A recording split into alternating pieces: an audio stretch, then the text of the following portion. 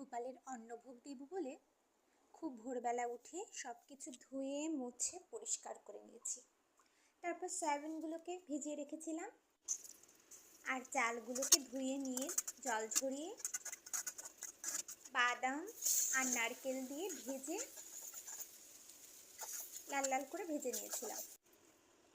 তারপর 1 বাটি চালের জন্য 2 বাটি জল দিয়েছিলাম আর তার ভিতর আমি সবজিগুলো কেটে নিচ্ছিলাম। সবজিতে আমি রেখেছিলাম আলু, পটল আর ডাল ভিজিয়ে ডাল বেটে নিয়েছিলাম। এই যে আমার সবজিগুলো কাটা হয়ে গেছে, যা যা রান্না করব সব কিছুই প্রায় রেডি হয়ে গেছে। এর ভিতর এসে দেখি আমার পোলাওটা একদম রেডি। তাই আমি আলুগুলোকে সেদ্ধ বসিয়ে দিয়েছিলাম আর তার ভিতর গেলাম নিজে একটু রেডি হতে। সকালবেলা বলে ভীষণ তাড়াহুড়ো ছিল।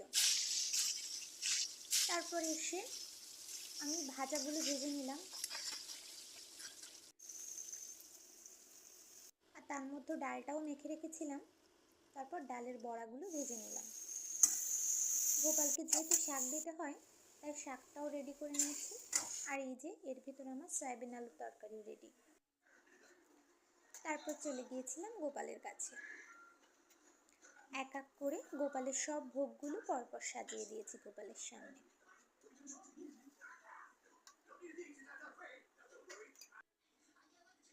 প্রথমে পোলাওতে তুলসীর পাতা দিলাম। এক এক করে সব কিছুতে আমি তুলসীর পাতাগুলো দিয়ে দিয়েছিলাম।